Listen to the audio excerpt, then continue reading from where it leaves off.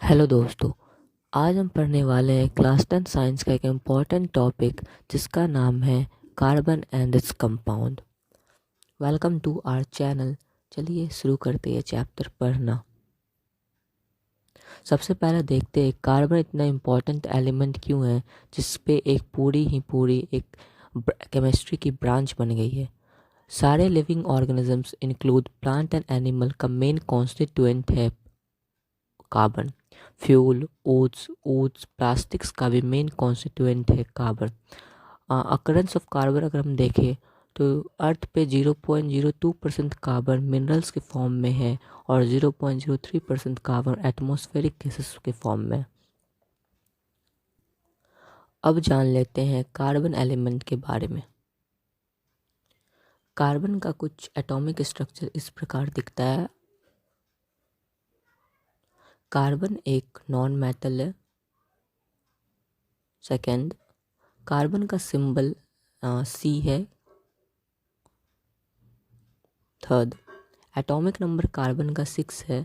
इसका मतलब कार्बन के पास 6 प्रोटॉन 6 न्यूट्रॉन है और कार्बन के वैलेंस सेल में 4 इलेक्ट्रॉन है, इसलिए। और इसके के सेल में 2 इलेक्ट्रॉन है और एल सेल में 4 इलेक्ट्रॉन है, इसलिए कार्बन की वैलेंसी 4 है और कार्बन एक टेट्रा वैलेंट एलिमेंट है। सबसे पहले जान लेते हैं टेट्रा वैलेंसी क्या होता है। कार्बन एक टेट्रा वैलेंट एलिमेंट है क्योंकि कार्बन ना ही 4 इलेक्ट्रॉन लूज कर सकता है, ना ही 4 इलेक्ट्रॉन गेन कर सकता है अपने ऑक्टेट बनाने के लिए। सो ये 4 इलेक्ट्रॉन शेयर करता है अदर एटम के साथ और ये 4 बॉन्ड बनाता है। ऐसा क्यों करता है कार्बन, इसको हम आगे समझेंगे।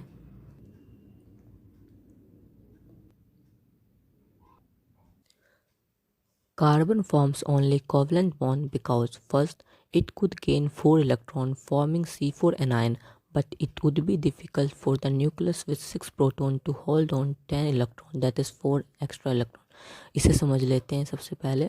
जैसा कि हम लोग जानते हैं कार्बन के वैलेंस सेल में 4 इलेक्ट्रॉन है। अगर ये 4 इलेक्ट्रॉन गेन करता है तो इसके आउटर मोस्ट सेल में 8 इलेक्ट्रॉन हो जाएगा और ये सी एनायन फॉर्म कर लेगा। बट न्यूक्लियस जिसके पास 6 प्रोटॉन है वो उसको डिफ़िकल्ट होगा 10 इलेक्ट्रॉन होल्ड करने में।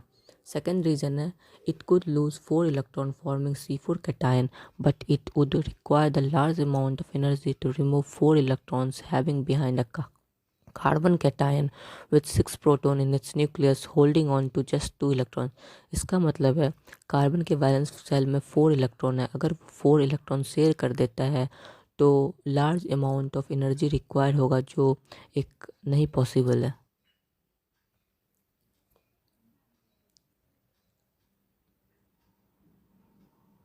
अगर आप हमारे वीडियो को पसंद कर रहे हैं तो लाइक कीजिए, सब्सक्राइब कीजिए।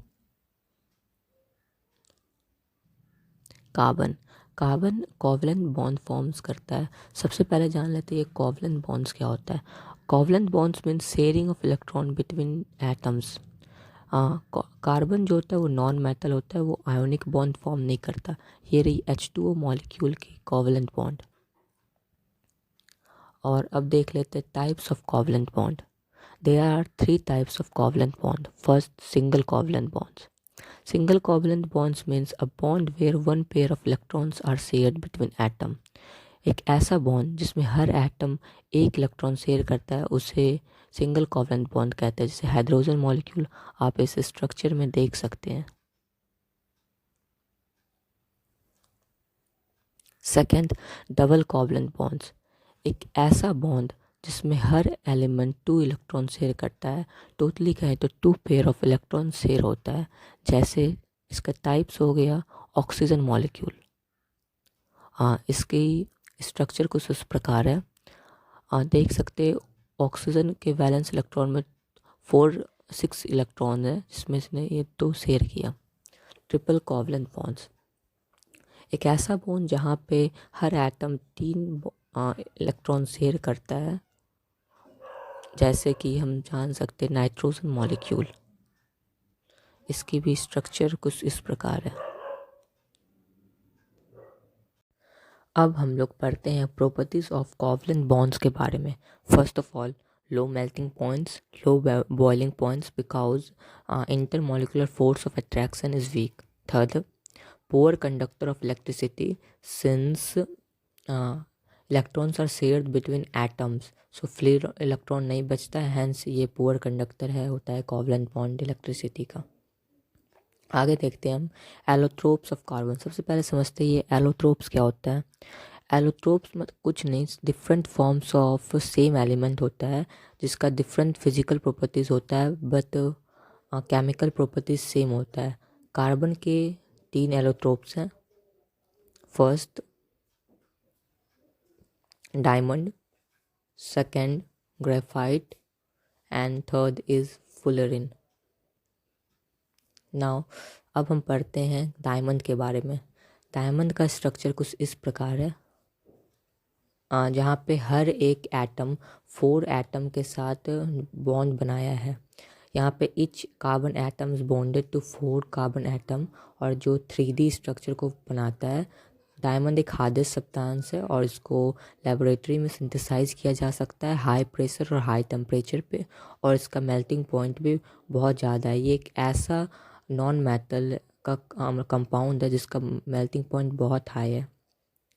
और ग्रेफाइट का स्ट्रक्चर भी कुछ इस प्रकार है, जहाँ पे हर carbon atom 3 other carbon atom के साथ बॉन्ड बनाता है, और ये लेयर बाय लेयर होता है एक सेम प्लेन में ही। इसका प्रॉपर्टीज़ है smooth and slippery, softest substance है अर्थ पे, और गुड कंडक्टर ऑफ इलेक्ट्रिसिटी है। क्योंकि हम लोग पढ़े हैं कि कार्बन एक टेट्रावैलेंट है, इसके आउटर मोस्ट सेल में 4 इलेक्ट्रॉन है, लेकिन यहाँ पे ये 3 के साथ ही बॉन्ड बनाता है। एक इलेक्ट्रॉन जो बचता है वो फ्री इलेक्ट्रॉन के कारण ग्रेफाइट एक गुड कंडक्टर ऑफ इलेक्ट्रिसिटी है। Now we will talk about fullerenes. Fullerenes अलग प्रकार का एक एलोट्रोप है कार्बन का, जिसमें आप स्ट्रक्चर देख सकते हैं पेंटागोनल और हेक्सागोनल एरे। आप कमेंट में बताएं कितने हेक्सागोनल और कितने पेंटागोनल शेप हैं। नाउ अब हम पढ़ते हैं वर्सेटाइल नेचर ऑफ कार्बन के बारे में। यूनिक प्रॉपर्टीज ऑफ कार्बन मतलब फर्स्ट टेट्रावैलेंसी। हम लोग पढ़े हैं कि कार्बन एक टेट्रावैलेंट एलिमेंट है, उसके आउटर मोस्ट सेल में 4 इलेक्ट्रॉन्स है। सेकेंड एलोट्रोपी, अभी जस्ट आगे हमने इसी को पढ़ा है। Third catenation. Catenation means self linking capacity of carbon with carbon, मतलब कार्बन और कार्बन कितने लिंकिंग कैपेसिटी डेवलप कर सकते हैं, इसे कैटिनेशन कहते हैं। आइसोमेरिज्म होता है कि कंपाउंड का सेम केमिकल फॉर्मूला होता है बस उसका स्ट्रक्चर अलग होता है।